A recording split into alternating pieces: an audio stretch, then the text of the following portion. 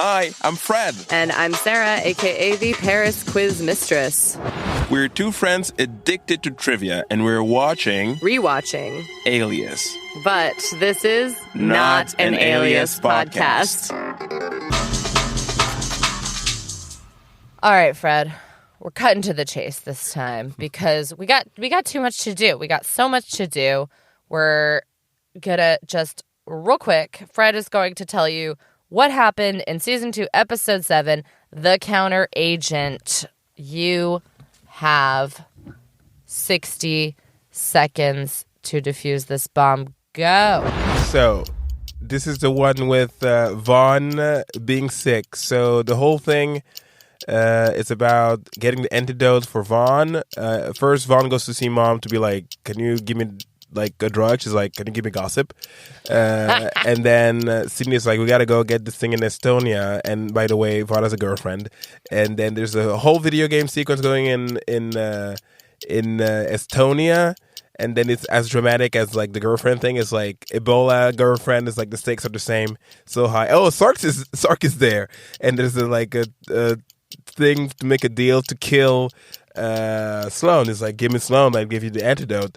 And then she goes to Japan, and we'll talk about it later. And then she's like, I'm gonna give one life for another. And then because he gets kidnapped, Sloan is kidnapped, and then they get the antidote, and then it's like, I didn't do it for you. Mom said I didn't do it for you. It's just Vaughn, and it's a thing because love. Love is in the air tonight. How will this all end? We don't care.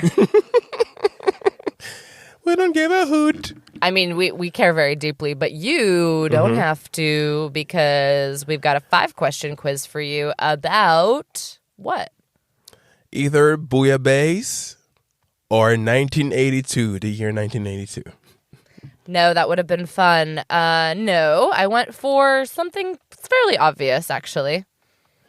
A location? Oh, yeah. Oh, yeah. The location? The location. Are we going to Japan? Yes, we're going to a Yakuza-run Ryokan. Casual. Yep. Fred, are you ready for your quiz about Tokyo? Hi. Very good. So, question 1. Tokyo is the capital of Japan today, but from 794 to 1868, so over 1,000 years, which city, an anagram of Tokyo, was the country's capital? I believe that the city is Kyoto. That is correct. Until when, you said? Until 1868. Okay. Duly noted. Question 2. In 1591, the first Sento is built in Edo, which is known as Tokyo today. By 1810, the city's Sento count has grown to more than 500. And today, tourists may need to look for one that is tattoo-friendly. What is a Sento? Tattoo-friendly. I've heard of that. I might have heard of that in a podcast where a guy is married with a Japanese woman and he goes to see his father-in-law, and they go to a place and tattoos are not welcomed because it's like a bit mafia thing. Is it a public hot bath? Yes, that's correct. Yeah, public bathhouse. Oh, yeah. So I was also wondering, what's the difference between a Sento and an onsen? Because a lot of people who are tourists in Japan go to onsens, and onsen is natural hot spring, whereas a Sento is usually in urban areas and not natural springs. It's, it's Okay. regular water. I would have gone for hot and cold, but yeah. Yeah. Better. Question number 3. For nearly 10 years after his owner's death, Hachiko, a Japanese Akita dog, continued to wait for him at which Tokyo train station? And I will give you a hint. If you remove 2 letters from the name of the train station, you will get another breed of Japanese dog. Okay. is the dog breed Shiba. Yes. So I think it might be the only train station I've heard of in Japan. It's Shibuya Station. Correct. Shibuya Station. Yeah. Is it the moment to ask if you've been to Japan? Yes. I have not. Wait, you didn't ask. I said it was the moment. Oh, sorry. Have you been to Japan? Yes.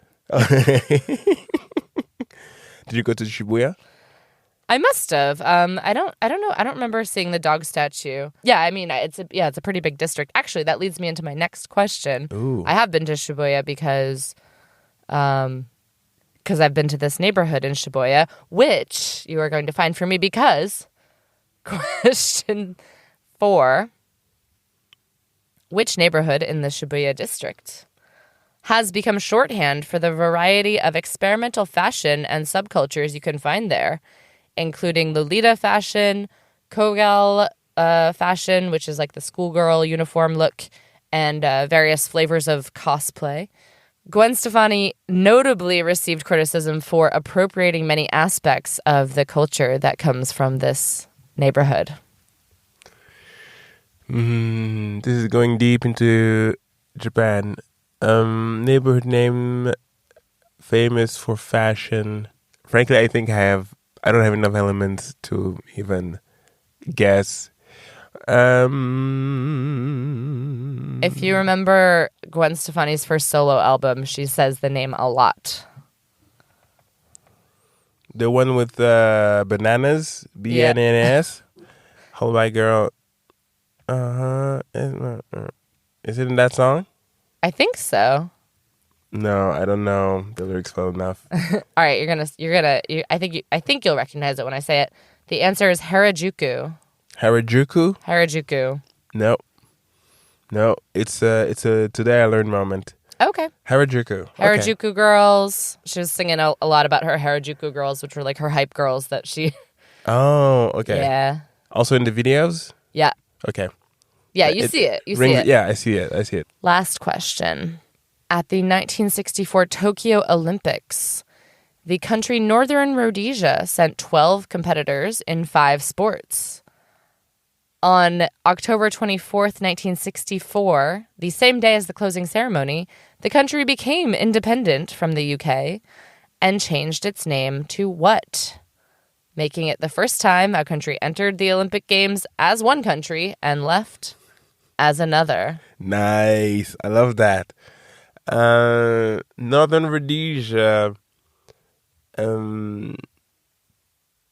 did only send white people, by the way? Send 12 white people? I don't know. There weren't pictures on the Wikipedia list. Okay. So I believe that's in Southern Africa. I'm hesitating, so am going to say who? I mean, is it Zimbabwe? No. The other one? I think Zimbabwe was Rhodesia. Yeah, I know they were like in the same as. Is it Zambia? Yes. Yes. Okay. Yeah, and the closing ceremony, like the folks like changed their like placard. Ooh, nice. The name. Yeah. They did a reveal in the middle of the Olympic Games. Actually, Zambia. Okay. Yep. Nice. Well done. Thank you. There you go.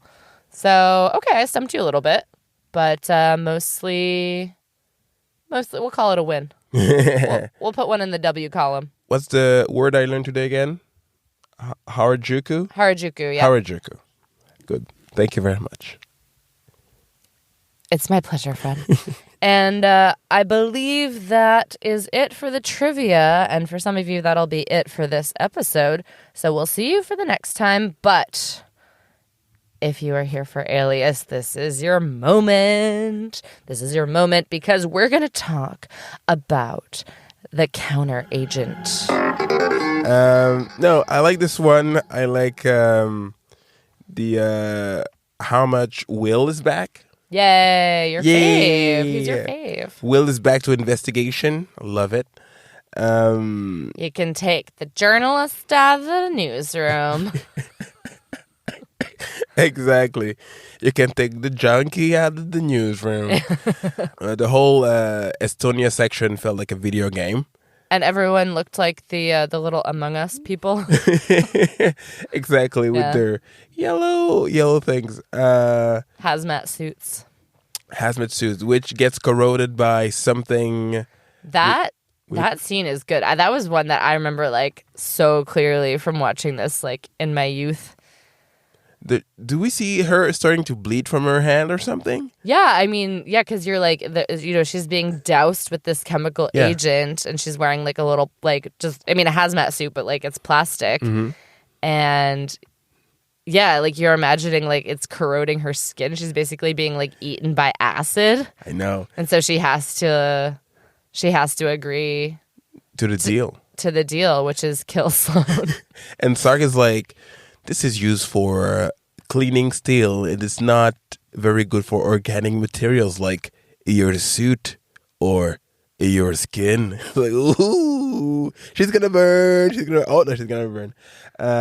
Yeah, very effective setup. Yeah, once again, Sark is one of the better foils for Sydney. He gets it was a close call with the rocket a few episodes back when she escaped on the suitcase/luge, and now he got her stuck right where he wanted her. Yeah, we got some more gruesome torture this episode.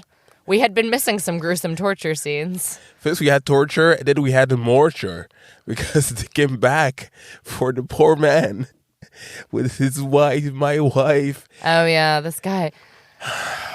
Damn. And then Sloane's just like, just kill him. Just kill him. Just get rid of him. I don't know. Gosh, blowtorch to the foot. Woo. It's egregious torture. Yeah. So bad. And it reminds us what the virus can do. That is true, because who has it? Baby Vaughn. And Vaughn. Ooh. This is, again, the rom-com angle is coming in strong. The whole thing about mom being like, so you have a crush, you got a crush, you got a crush, you got a crush. Which is the natural answer to, do you have an antidote? It's like, why about you telling me this and I'll tell you this? It's like, are these the same thing? I mean, I guess. And then he says, I didn't do it for you. And then she gives it back to him at the end. I didn't do it for you, Mr. Vaughn. Did it for my daughter who's in love with you, by the way. And at the end, he does a weird thing where he like almost runs to her and then she's gone. Yeah, so it was, What'd you think? I mean, it's fine. It's fine. I guess they decided to go with the Vaughn angle instead of the Will angle because they were not too sure. And this is, like season 1, they were like, who's going to be the romantic lead? We're not sure. Is it Bradley Cooper? Obviously. Or is it Michael Vaughn? And they made the wrong choice. But it's fine. Hold on to your hat is all I have to say. And also, he has a girlfriend. Like, everything stops because he has a girlfriend. And he also has misery Ebola. Can we treat things in the right order? You know what I mean? Like, okay, but he will be dead in 3 days. But no, he got back with Alice. No. Do we talk about the geisha look? Ay, ay, ay. This is an ay, ay, ay. Ay, ay, ay. Yeah. This is a big ay, ay, ay. So, it compared to the Indonesia thing, this is much longer. And much more in your face. Yes. I mean, face being the operative word. Yes. It brings you into a place where you start to think about the logic of it, which is bad. You know, because I was like, if we want to play stereotypes to that level, which is bad, then it wouldn't work. Like, she has an accent. She doesn't look like anyone else around. You know what I mean? It's like, this wouldn't work if you want to play the game. So why do you do this if it doesn't work? You know what I mean? At least we're reading bad things, but the Indonesia thing, at least she has a mask. You know, it's limited in time. I mean, she has brown face. Yeah. Oh no. She has brown face for sure. Like in terms of like the practicality of it, if we want to right, grasp, because she has a face covering. Yeah, exactly. If we want to grasp to like any straw here, in like the reality of the show, even it doesn't work. It's not just interesting. Like, oh, let's do a geisha thing. It's like clearly she does not belong there. You know what I mean? Like, no one would be fooled by her the way they might have been fooled by her brown face. I don't know. I mean, it wasn't a great decision, but maybe we're supposed to believe that, women are supposed to be so invisible that she would kind of pass undetected. I guess. But yeah, it was, I didn't like it at all. Yeah, no, it aged poorly. Yeah, it's like the whole of Japan was summarized into that. And I was like, no, I don't like this at all. They have cities too and buildings and all, if anything has big buildings, it's the port of Barcelona. The port of Barcelona. Yeah. So we don't even have to insert a shot of the Sagrada Familia in there. Let's not even bother. No. Yeah, I guess so. I don't know if it's very in your face, but maybe it brings into focus kind of the rest of the cultural cherry picking that is or is not being done when in the various travels. When you think about when they're going to Madagascar, they're going to Finland, or when they go into Madagascar and the establishing shot is just huts. Oh no. Just huts with like a flame. I'm like, I saw that, Alias. It's not because this podcast it's a short format that you're gonna get away with that, but like I saw the huts in Madagascar. It's like, yeah, they were going to a hut. They're going to a cabin with wood. Why anywhere? Yeah, it's just, I think it's interesting. I think it's an interesting cultural artifact, and when I was a tween, I found it also exciting and cosmopolitan. Oh, obviously. But yeah, it poses the question of, establishing difference. Yeah. In a way. But yeah, as you say, it's like, it is an artifact. Not everything aged well in this. But, it happens. We have to learn from the things of the past and, try to do better. Yeah. Time and a place for sure. These are the times when, it feels more like a time capsule than anything. Yeah. And also, I guess it goes into the category of widely misguided, Yeah. Probably not, misguided, but not, ill-intentioned, obviously. Yeah, because there's other aspects in which the show does well. So you're like, okay, as a whole, certain tests, you can see exactly where all the blind spots were at that time, and they were constant. And others are like, okay, they're doing fine here. So yeah. I wonder what would stand up to scrutiny today from 20 years ago, actually. You mean in terms of what they did in the show? No, in terms of any show. Oh, Seinfeld. Seinfeld, but not across the board.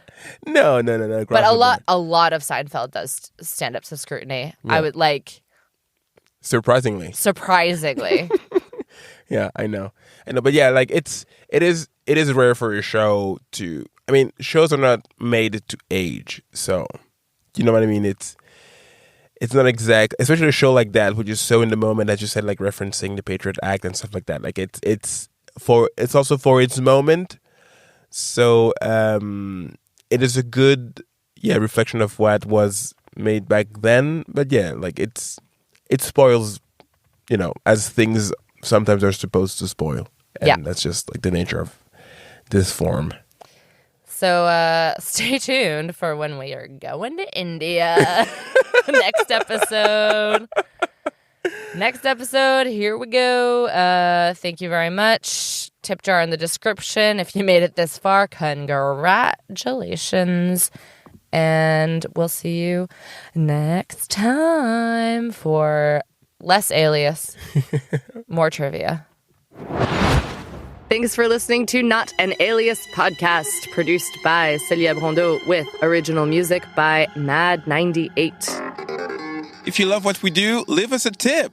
The link to the tip jar is in the description. And you can follow all things trivia at Paris Quiz Mistress. And all things Fred at Fred Me Up. Until next time. Stay nerdy and keep quizzing.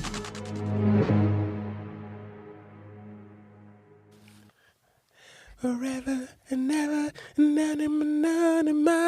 nanu. Oh, sorry, you started. Sorry.